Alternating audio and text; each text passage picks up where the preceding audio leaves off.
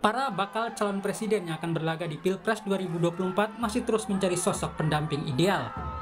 Peta elektabilitas figur potensial bakal calon wapres pilihan publik juga masih dinamis. Ketua DPP PDI Perjuangan Puan Maharani membocorkan ada 5 kandidat yang akan jadi bakal calon wakil presiden pendamping Ganjar Pranowo. Salah satunya adalah Ketua Umum PKB Muhaimin Iskandar. Sekarang sudah mengerucut 5, salah satunya Caimin. Moga-moga yang jadi Mbak Puan.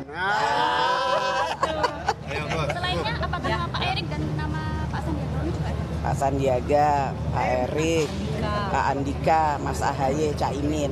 Mantap Nah, semua tuh ya, Mbak. mantap. Akan ada tambahan lagi nggak? Ada calon udah seneng kita. Apa? Ada tambahan. Ya, ada 10 nama tapi sekarang sudah mulai mengerucut ke 5 nama. Nama Sandiaga Uno juga mencuat di bursa bakal cawapres Ganjar Pranowo. Kemarin Ganjar Pranowo bertemu dengan Ketua Bapilu P3 Sandiaga Uno di rumah mantan Bupati Bogor Rahmat Yassin. Sandiaga mengaku punya kedekatan yang baik dengan Ganjar. Namun menurut Sandi, keputusan bakal capres dan cawapres ada di tangan pimpinan partai politik. Kita punya chemistry yang baik dan dalam minggu ini aja sudah hampir 3 kali bertemu, jadi hubungan kami memang baik, tapi keputusan capres-cawapres itu adalah di pimpinan partai politik. Dan Sementara itu, nama Menteri BUMN Erick Thohir meramaikan bursa bakal cawapres Prabowo. Momen kebersamaan Prabowo dan Erick Thohir pun jadi sorotan. Salah satunya saat Prabowo dan Erick mendampingi Presiden Jokowi di Malang. Jokowi mengajak Menhan Prabowo dan Menteri BUMN Erick Thohir meninjau pasar Bulu Lawang dan PT Pindad di Kabupaten Malang, Jawa Timur. Namun Jokowi menepis kunjungan itu sebagai sinyal memasangkan Prabowo Erick di Pilpres 2024. Ini kita mau ke Pindad, ke Kabupaten Malang ini mau ke Pindad. Pindad itu berada di bawah Pak Menteri BUMN Erick Thohir dan di bawah Pak Menteri Pertahanan Pak Prabowo. Ya, nggak ada hubungannya dengan yang ditanyakan. Sementara baca pres Koalisi Perubahan untuk Persatuan, Anies Baswedan masih enggan mengungkap nama wakil yang akan mendampinginya di Pilpres 2024. Anies mengaku masih menunggu waktu yang pas. Ya kalau diberitahu dulu nggak jadi kejutan lagi. Ya toh? Kira-kira siapa Pak? Ya kalau diumumkan sekarang nggak kejutan. Mudah-mudahan nanti ya udah waktunya Pak. Ada kata kunci mungkin Pak? Ilham waktu ke Mekah. Insya Allah. Ada kata kunci akan mengejutkan apa ini Pak? Apakah sesuai prediksi nama-nama yang Jadi kalau ya mengejutkan apa tidak itu tergantung yang terkejut. Tapi kira-kira gimana Pak? Kira-kira siapa Pak? Ya nantilah waktunya, pada waktunya ada tiba, insya Allah diumumkan. Hasil survei elektabilitas sosok potensial bakal cawapres juga bergerak dinamis. Perubahan elektabilitas bakal cawapres salah satunya terlihat dalam survei indikator politik, di mana tingkat elektabilitas Erick Thohir mencapai 22,9%. Disusul Ridwan Kamil 20,1%, kemudian Sandiaga Uno 17,5%, AHY 12,5%, dan Kofifa Indar Parawansa 9,8%. Nah, ini 5 nama saja yang kita uji, jadi kita kerucutkan terus. Hasilnya konsisten, ya, konsisten seperti ini. Ini trennya sebelah kanan, jadi kalian bisa cek di sini, ya, trennya. Padahal dalam survei indikator politik 30 April sampai 5 Mei, Erick masih peringkat 3 dengan 15,3%. Di bawah Sandiaga dengan 24,5% dan Ridwan Kamil 18,3%. Sementara hasil survei Litbang Kompas soal elektabilitas bakal cawapres pada Mei 2023 menunjukkan Sandiaga Uno 11,9%, Ridwan Kamil 9,3%, dan Erick Thohir 4,5%. Para bakal calon presiden masih saling menunggu untuk mengumumkan bacawa presnya, yang diharapkan bisa meningkatkan elektabilitas dan membawa kemenangan di Pilpres 2024. Tim Liputan Kompas TV. Hasil survei sejumlah lembaga survei menunjukkan peta elektabilitas bakal calon wakil presiden terus berubah. Lalu seberapa penting sosok bakal cawapres menentukan kemenangan di Pilpres 2024? Kita akan bahas bersama Direktur Eksekutif Indikator Politik Indonesia, Burhanuddin Muhtadi, dan Direktur Eksekutif Indonesia Presidential Studies, Nyarwi Ahmad. Selamat malam Mas Burhan, Mas Nyarwi. Selamat malam, Rizka.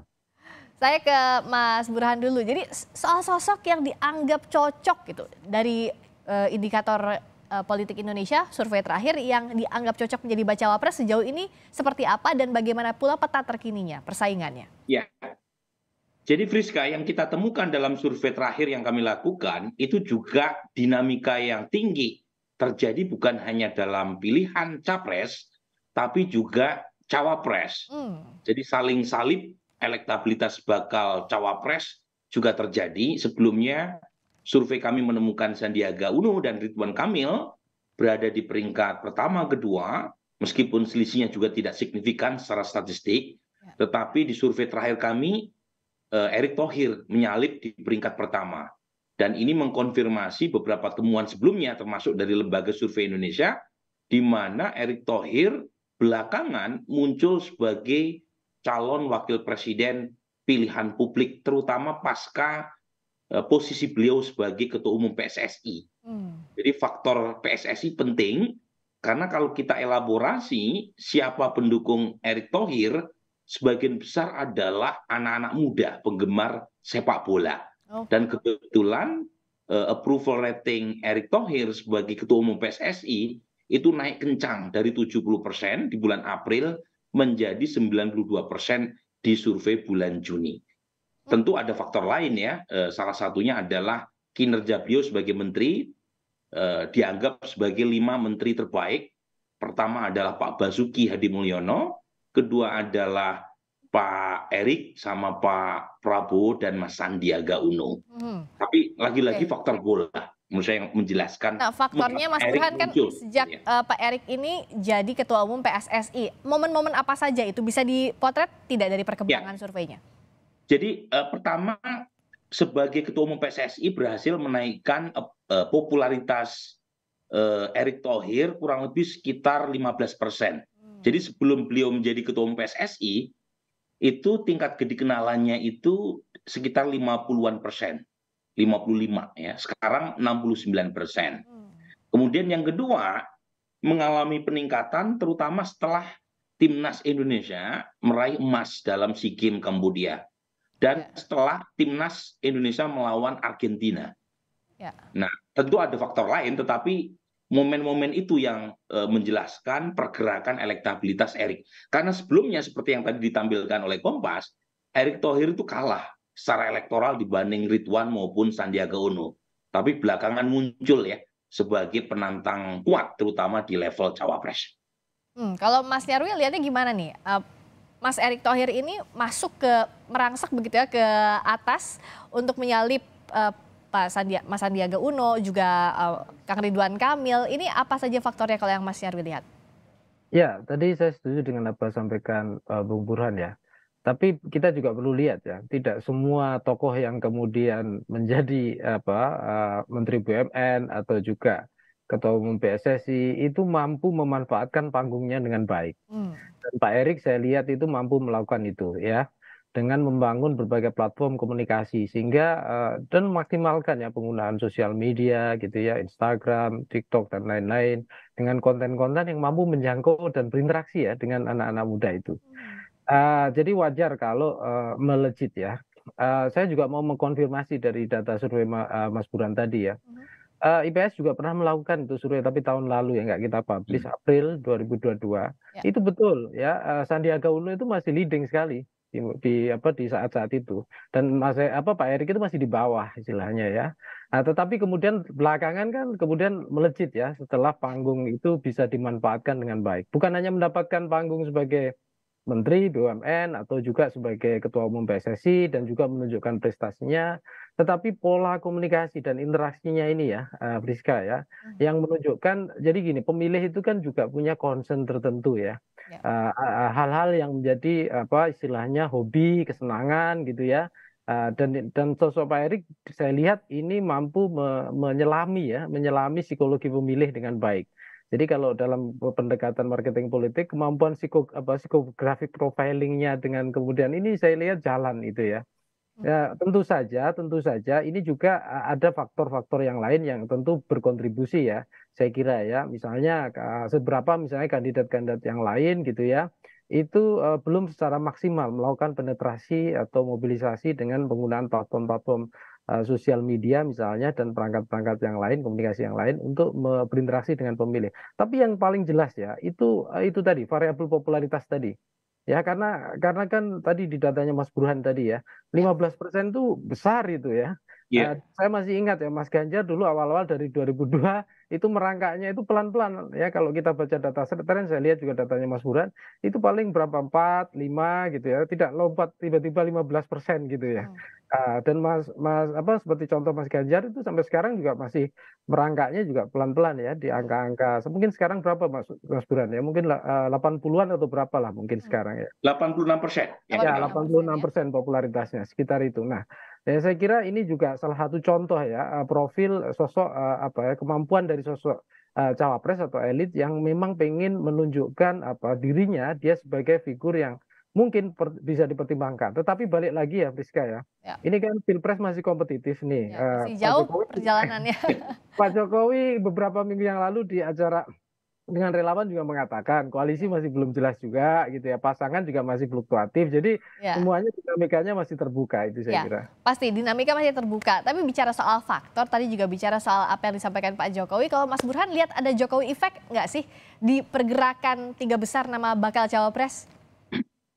Ya, di cawapres kita temukan juga efek Jokowi. Pertama kalau kita tanya siapa cawapres yang menurut publik, menurut responden didukung oleh Pak Jokowi, paling tinggi juga lagi-lagi Pak Erik. Kemudian kalau kita cross tabulasi, pendukung Pak Erik ini dilihat dari sisi kepuasan terhadap kinerja Presiden, 79% masyarakat approve terhadap kinerja Pak Jokowi, itu pendukung Pak Erik lebih banyak dari kelompok yang puas terhadap kinerja Pak Jokowi. Kemudian dilihat dari pemilih Pak Jokowi 2019, lagi-lagi pendukung Pak Erik juga lebih banyak yang berasal dari basis Pak Jokowi. Jadi menurut saya Pak Erik harus banyak berterima kasih tuh sama Pak Jokowi. Belum lagi kalau kita lihat Pak Erik ini kan paling banyak ya ditenteng-tenteng Pak Jokowi ya, termasuk hari ini bersama Pak Prabowo, keduanya bersama Pak Jokowi ya datang ke industri pertahanan di Malang. Nah, Pak Jokowi sendiri ketika ditanya apakah ini bentuk endorsement Pak Prabowo dengan Pak Erik sebagai capres-cawapres, Pak Jokowi dengan tersenyum mengatakan tidak, ini kunjungan industri pertahanan Pindad. Tetapi jangan lupa, saya kira Bung Nyarwi sebagai ahli komunikasi bisa membaca itu. Membaca politisi itu seringkali jangan apa yang dikatakan, tapi apa yang tidak dikatakan. Nah, kalau kita lihat seringnya beliau membawa Pak Erik, termasuk Pak Prabowo, itu endorsement secara diam-diam Pak Jokowi terhadap kedua nama ini, meskipun kalau kita tanya ke masyarakat luas, survei saya itu menemukan siapa capres yang didukung oleh Pak Jokowi masih lebih banyak yang memilih Mas Ganjar, karena kesamaan Mas Ganjar dengan Pak Jokowi dari sisi latar belakang partai dan asal daerah. Tetapi buat masyarakat elit ya, kelompok pengamat, saya kira memang kita bisa melihat perubahan sikap Presiden Jokowi terhadap capres terutama setelah Mas Ganjar dideklarasikan oleh PD Perjuangan 21 April 2023. Nah, Mas Nyarwi silahkan baca tadi. Bagaimana komunikasi politiknya Pak Jokowi dalam konteksnya untuk bakal cawapres, endorsement bakal cawapres?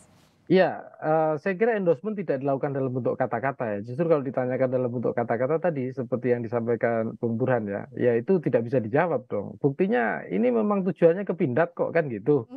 Tetapi pertanyaannya kan itu ke pasar dulu kan gitu kan, ketemu masyarakat belusuan dulu kan gitu kan.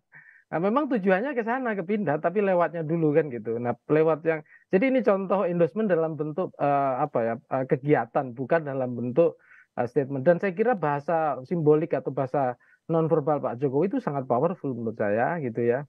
Makanya tidak heran jika misalnya baliho-baliho Pak Prabowo itu sampingnya ada Pak Jokowi kan gitu kan. Karena di situ tidak ada kata-kata Pak Jokowi loh ya kalau kita cermati gitu. Cukup Pak Jokowi tersenyum kepada Pak Prabowo. Itu aja udah ini contoh lah ya. Contoh bagaimana saya kira endorsement yang itu para capres-cawapres ini memang Priska ini banyak berharap dalam tanda petik memanfaatkan endorsement atau berkah atau kotel efek dari Pak Jokowi sebenarnya. Dan saya kira itu juga dikonfirmasi ya dengan banyak data survei yang kredibel termasuk yang dirilis Mas Burhan beberapa kali juga itu. approval rating Pak Jokowi atau tingkat kepuasan dan seterusnya itu kan luar biasa, masih di angka 80% ke atas kan. Nah ini saya kira juga bahkan ada kemungkinan bisa aja meningkatkan gitu kalau misalnya tidak ada dinamika politik yang secara substantif gitu. Nah saya kira hal-hal yang seperti ini juga betul-betul dirasakan ya oleh para elit gitu untuk sama-sama misalnya pengen mendapatkan manfaat ya dari apa namanya tingkat kepuasan istilahnya keberhasilan ya atau harapan pada Pak Jokowi dan pembangunan Indonesia gitu ya. Walaupun ya kadangkala juga tentu saja ada kondisi-kondisi real yang dihadapi masyarakat kita yang mungkin tidak sepenuhnya kan juga misalnya ya pasti ada banyak kesulitan juga. Tetapi sekali lagi kadangkala juga ada hal yang sifatnya emotional attachment ya dalam komunikasi itu. Hal-hal yang Pak Jokowi ini orang baik misalnya begitu. Pak Jokowi ini perhatian. Nah, jadi kalau orang-orang misalnya melekat pada figur yang punya brand bagus, Pak Jokowi ini sebagai brand masih luar biasa loh. Dan itu kemudian para elit ini berusaha untuk mendekat supaya ada istilah co-branding ya. Nah, di situ saya kira juga pengen mendapatkan berkah atau tuah elektoral tadi. Ya, itu lomba-lomba kalau dalam logika kalau orang-orang medsos itu kan ada istilah pansos ini ya. Mungkin ini kayak panjang elektoral apa gimana ya Bung Burhan ya. Jadi kira-kira itu ya Rizka ya. Kalau Mas Burhan sekarang ini jadi tatarannya belum masuk ke gagasan kah? Masih lebih ke peta kekuatan begitu adu kuat antara sosok bakal cawapres, punya endorsement di belakangnya siapa, baik itu sosok misalnya Pak Jokowi atau parpol mana, atau seperti apa Mas Burhan? Ya begini, terus terang kalau kita melihat peta elektoral jelang 2024, meskipun pemilu belum berlangsung, saya berani mengatakan kita sudah tahu pemenangnya siapa. Kenapa bisa? Pemenangnya adalah Presiden Jokowi. Karena semua capres-cawapres itu berlomba-lomba co-branding tadi istilahnya Bung Nyarwi, mencari blessingnya Presiden Jokowi. Jadi ketika Presiden Jokowi tidak bisa maju 2024 karena sudah 2 kali menjadi presiden, tetapi secara elektoral pengaruhnya besar. Dan ini pula yang menjelaskan kenapa Mas Anies belakangan itu secara elektabilitas mengalami penurunan. Karena approval Presiden Jokowi yang mengalami peningkatan 6 bulan terakhir. Jadi itu yang menjelaskan mengapa perdebatan kita, Friska, terutama para capres-cawapres, itu terus terang tidak naik kelas. Perdebatannya itu siapa yang dianggap paling didukung Pak Jokowi. Bajunya ini siapa yang buatin. Kemudian kemana-mana bicara keberlanjutan tanpa memperjelas apa yang mau dilanjutkan dan apa yang mau dirubah misalnya. Jadi ketika bicara dua camp ini, dua kubu ini, lagi-lagi Pak Jokowi dalam posisi center of attraction. Makanya saya sebut tadi, meskipun pemilu 2024 belum terjadi ya, karena masih ada 7 bulan ke depan, kalau tren approval rating Presiden Jokowi masih tinggi, semua capres dan cawapres berlomba-lomba ingin mendapatkan berkahnya. Dan pada titik itu, Pak Jokowi akan sangat menentukan siapa yang menjadi capres dan siapa yang menjadi cawapres. Dan jangan lupa, sekali lagi, meskipun Pak Jokowi approval ratingnya turun sekalipun, karena pemilu diadakan pada saat beliau masih menjadi presiden, efeknya juga penting secara elektoral. Jadi lagi-lagi itu, nah saran saya, supaya perdebatan kita lebih naik kelas, bukan sekedar siapa yang paling didukung oleh Pak Jokowi, lebih baik para capres dan cawapres kita tarik perdebatannya, pertarungannya ke arah gagasan. Jadi apa yang dilakukan oleh Apeksi kemarin di Makassar dengan menghadirkan 3 calon presiden untuk bicara soal program, itu penting untuk di follow up. Dan saya berharap Friska dari Kompas TV memulai tradisi membawa capres dan cawapres berdebat, bertarung dalam gagasan dan ide. Nah itu yang harus di follow up gagasan kemarin, jangan menguap begitu saja, terjebak di perdebatan kira-kira siapa yang dapat endorsement dan sebagainya. Tapi kalau kita bicara konfigurasi, karena ini juga masih menarik ya. Kalau Mas Nyarwi lihat dari namanya Pak Erik, lalu Mas Sandi, ada Kang Ridwan Kamil, ada AHY juga yang masuk beberapa kali di Bacawa Pres. Kemana ini pos-posnya kemungkinan sejauh ini ya? Sejauh ini kalau dilihat apakah ke Pak Ganjar, ke Pak Prabowo, ke Mas Anies begitu? Ya, kalau yang ada peluang dari nama-nama itu kan yang secara terbuka kita lihat atau kita simak ya di panggung depan ya, Rizka. Itu kan ada kemungkinan akan terpolarisasi di apa namanya Mas Ganjar maupun Mas Prabowo ya. Sementara kalau di Mas Anies kan kita belum dapat nama-nama itu ya. Tadi aja ditanya misalnya belum disampaikan misalnya walaupun konon katanya ada 5 yang sudah juga digodok di sana. Tetapi kalau kita di sana kan ada banyak variabel ya, Friska. Yang pertama tentu saja misalnya seperti apa blok koalisi itu menerima, termasuk core inti atau ketua pimpinan atau ketua kelasnya koalisi itu ya. Misalnya contoh di kubunya Mas Ganjar gitu kan, di sana ada 5 nama disebut Mbak Puan ya. Ya betul. Ada dari Caimin, AHY gitu ya, ada Andika Perkasa, Erick Thohir, Sandiaga Uno gitu ya, dan apa namanya. Nah, nama-nama yang muncul tadi itu kan kalau kita lihat kan ada 3 nama yang boleh dibilang mungkin tidak ada masalah ya, istilahnya masih dalam radar koalisi yang bisa dekat lah dengan. Tapi kan ada AHY misalnya contoh. Nah itu kan juga AHY ada peluang misalnya diambil oleh Mas Anies, tetapi juga Mbak Puan juga ada kemungkinan misalnya menawarkan atau memberikan ruang itu, termasuk Caimin di gerbongnya Pak Prabowo kita tahu kan gitu. Itu juga bisa ditarik ya tetapi walaupun ada yang bilang itu serius apa enggak kira-kira gitu ya. Nah itu pertanyaan-pertanyaan yang kemudian saya kira itu ada di dalam dinamika koalisi yang elit-elit partai menentukan. Tapi di tempatnya Pak Prabowo saya kira juga berpeluangnya sama. Misalnya kayak tadi ya, nama Pak Erick Thohir itu masuk tokoh yang menurut saya paling berpeluang ya. Apalagi kalau tadi kita lihat ya, ditenteng bersama loh udah sama Pak Jokowi itu kemana-mana kan gitu. Nah itu juga, apalagi elektabilitasnya juga ini juga terus meningkat misalnya seperti itu, dan dari sisi segmen misalnya komunitas anak muda, kemampuan mendekati dan sebagainya itu juga cukup bagus. Nah cuma kita yang masih belum tahu persis kan di gerbongnya Mas Anies ya, itu kira-kira nanti akan bergandeng siapa, apakah dengan AHY, walaupun kalau kita tahu misalnya dari pulang haji kemarin disambut Mas AHY gitu ya, atau juga ini, tapi kan juga belum ada secara eksplisit, secara terbuka ya kita dengar misalnya seperti apa AHY akan menjadi prioritas di gerbongnya Mas Anies. Tapi balik lagi ini kan pasti akan dinamika di masing-masing blok dan mempertimbangkan kompetitor, kekuatan elektabilitas pasangan ini satu sama lain, dan itu akan menjadi pertimbangan para pimpinan ketua kelas koalisi itu untuk menominasikan atau memasangkan. Selain faktor chemistry tentu saja ya antar pasangan itu saya kira. Kalau dari Mas Burhan singkat saja, kalau lihat beberapa momentum misalnya Mas AHY menjemput Mas Anies, juga ada Caimin juga coba digoda oleh PDI Perjuangan, tapi di sisi lain juga hari ini kita lihat ada Pak Jokowi barengan sama Pak Prabowo sama Pak Erick. Nah sejauh ini kemungkinan konfigurasi seperti apa? Iya, memang masih sangat cair ya Friska.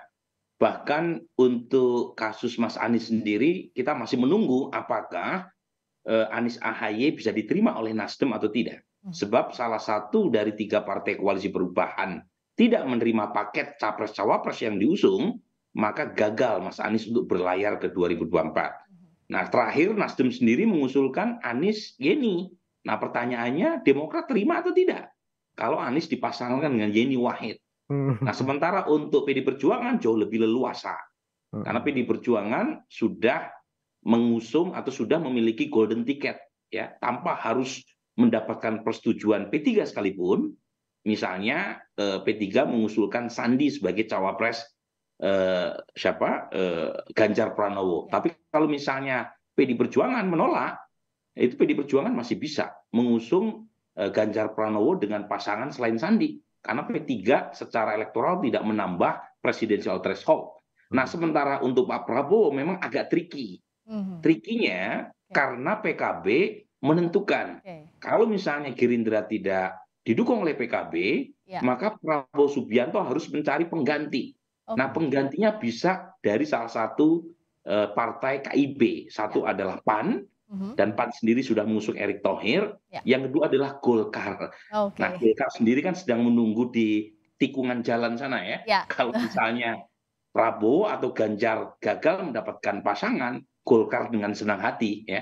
Tetapi masalahnya Golkar sendiri sekarang sedang dilanda prahara dinamika internal. Jadi lagi-lagi dinamika jelang 2024 masih sangat cair dan dinamis, dan kita menunggu gitu ya keputusan akhir dari para partai siapa yang akhirnya didaftarkan di KPU per Oktober 2023. Hasil akhir ditunggu, tapi kita yang menarik adalah memantau terus bagaimana proses langkah demi langkah menuju pengumuman paket bakal capres dan bakal cawapres. Terima kasih Direktur Eksekutif Indikator Politik Indonesia Burhanuddin Muhtadi dan Direktur Eksekutif Indonesia Presidential Studies Nyarwi Ahmad. Selamat malam Mas Burhan, Mas Nyarwi. Terima kasih. Malam. Malam Friska, malam Mas Nyarwi.